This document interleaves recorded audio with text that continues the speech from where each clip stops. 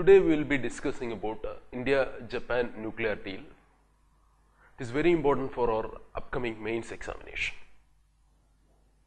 India-Japan agreement for cooperation in the peaceful uses of nuclear energy, or the Indo-Japan nuclear deal, was originally signed in November 2016 when Prime Minister Modi visited Japan to attend the Indo-Japan annual Prime Ministerial Summit, and this was signed in Tokyo. Now this agreement entered into force in July 2017 by the exchange of diplomatic notes between the Indian Foreign Secretary Subramaniam Jaishankar and the Japanese Ambassador to India Kenji Hiramatsu. And the Japanese Ambassador has also supported India over the Doklam standoff also. So in July 2017, the India-Japan nuclear deal came into force with the exchange of diplomatic notes, and that is why this topic is very relevant for our upcoming mains examination. And the peculiarity of this nuclear deal was that this was the first time a non-NPT signatory country having a nuclear deal with Japan. See, Japan has a lot of reservation against India with respect to the nuclear proliferation issue. In 1998, when we conducted the Pokhran II nuclear test, immediately Japan took such a hardline posture against India. Within hours it announced economic sanctions against India. It even stopped all kind of developmental assistance being provided to India after that 1998 Pokhran II nuclear test. And Japan has refused to negotiate a nuclear deal with India due to this India's refusal to sign the non-proliferation treaty. India refuses to sign the non-proliferation treaty on the ground that the non-proliferation treaty, or NPT, is discriminatory towards countries like India. Signing of the Indo-Japan nuclear deal is a recognition for the impeccable non-proliferation record of India. India has been a country that has contributed a lot to the non-proliferation of weapons of mass destruction like nuclear, chemical and biological weapons. And our leaders like the first Prime Minister of India, Jawaharlal Nehru, has been champions of the nuclear open-free world. And later India was forced to weaponize nuclear technology only due to the regional security threats it faced from hostile neighbors like China and Pakistan. And at a time when India is trying to join various multilateral export control regimes like NSG, Wassenaar Arrangement and Australia Group, this can be seen as Japan's support towards the non-proliferation record of India. And another thing that we can notice from the Indo-Japan nuclear deal is that from June 2017 onwards, or in the recent times, India has been planning a civil nuclear outreach towards the global powers. Recently, we have signed a pact with Russia for units 5 and 6 of the Kudankulam nuclear power plant. Then first uranium shipment came from Australia recently. So there has been a gradual civil nuclear outreach or a nuclear diplomacy from the Indian government. And now that the India-Japan nuclear deal comes into force, Japan will be exporting nuclear equipment and technology to India. Again, Japan will be financing various nuclear power plants in India. And another area where India and Japan will be jointly cooperating is in the case of nuclear waste management. Nuclear waste management has been a major concern regarding the nuclear energy production and the nuclear technology in general. And there is even a plan for the joint manufacture of nuclear power plant components under the Make in India initiative. Nuclear technology as well as defense technology has been key areas under the Make in India initiative, and there India-Japan nuclear deal will be making a lot of cooperation. And again, many of the strategic experts have said that this will be the beginning of a worldwide nuclear network. Countries like France, United States also have a strategic alliance with Japan in addition to India. So now we can have a worldwide nuclear market between countries like France, US, Japan and India. So that's a possibility. And having a nuclear deal with Japan is essential for our nuclear energy cooperation, especially with the US and other third countries.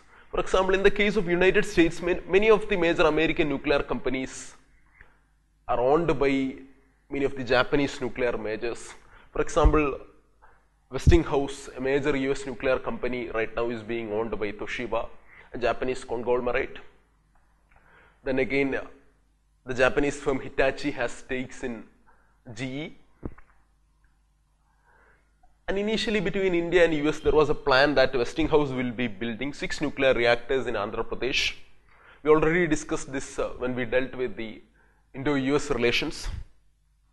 But right now the problem has been that Westinghouse is caught in a bankruptcy quagmire, and due to that Westinghouse is unable to implement that nuclear reactors in India. And another problem is that the Atomic Energy Regulatory Board, or the AERB, or the Nuclear Watchdog of India, has this condition that there should be a functional reference atomic plan if that particular company wants to build a nuclear power plant in India. But as of now, Westinghouse doesn't have any functional nuclear reference plant. So that is again another issue in implementing or in building these 6 nuclear reactors in Andhra Pradesh.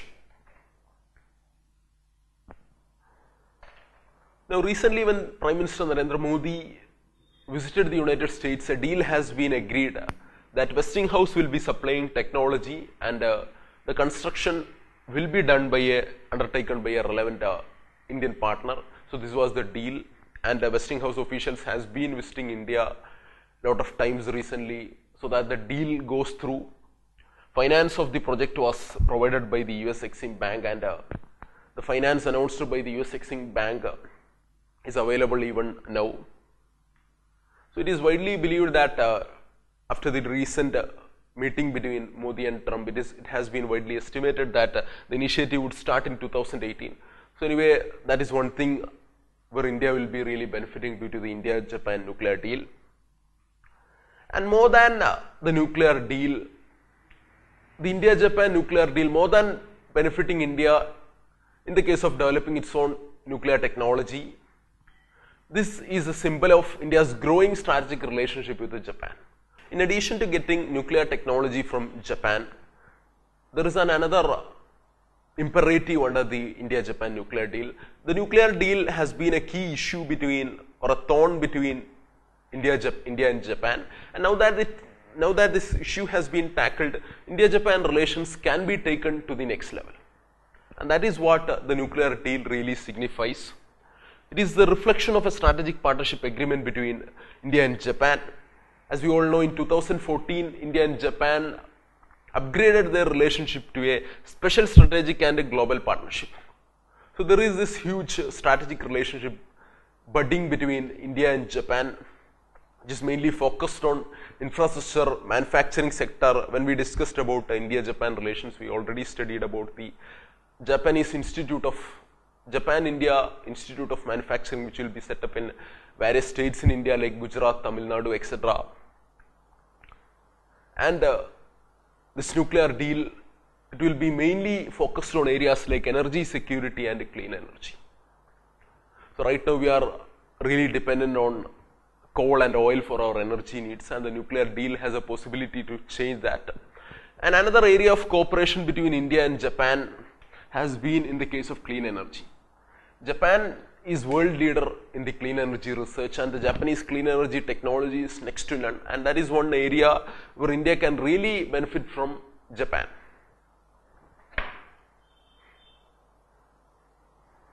Now a question many have often asked regarding the India-Japan nuclear deal was that why did India focus so much on having a nuclear deal with Japan when so many other countries are willing to do business with India without having all these proliferation concerns of Japan, and they have even signed agreements with India. So why do we need Japan? Why do we need a nuclear deal with Japan? Why did we put so much energy into it? The reality is that Japan is one of the most reliable and trustworthy partners of India. So recently, when the Ahmedabad-Mumbai bullet train deal was concluded between India and Japan, Japan offered $12 billion loan to India at a very minimal 0.1% interest. So this kind of a cooperation, this kind of a reliable partnership exists between India and Japan, and that is the reason why India again looks forward to Japan in this kind of projects. then the Japanese technology or the Japanese nuclear technology is believed to be much more advanced than many of other nuclear power states or many of other front runners in the global nuclear power generation technology. And Japanese, in addition to that, Japanese nuclear companies like Toshiba and Hitachi have stakes in various international nuclear energy firms. So even if we are having nuclear energy cooperation with other countries, we will need a consent from Japan in completing those deals. So having a nuclear deal with Japan removes that sort of an issue. So that is one major factor. Then Japan, as we all know, is a very important strategic partner of India in the Asian affairs. Right now, Japan, India, US and Australia is trying to build a democratic alliance against the growing Chinese hegemony in Asia. So there is this sort of a democratic alliance in the works. Japan is a very, very important strategic partner of India. And there has been a lot of defense agreements and other developments between India and Japan on the military as well as political fields. And another key area or another way of seeing the India-Japan nuclear deal is through the angle of Asia. An India-Japan nuclear cooperation can further the idea of Asia Atom or an Asian atomic community like the Euratom or the European Atomic Community. And this kind of a cooperation between Asian countries with a high-end nuclear technology will be better for the development of Asia as well as the promotion of clean energy sources in general. And Japan and India, the relationship between Japan and India will be a defining moment of the 21st century. And both the countries have a lot to contribute to building an Asian century or making 21st century an Asian century. So that's all about the India-Japan nuclear deal.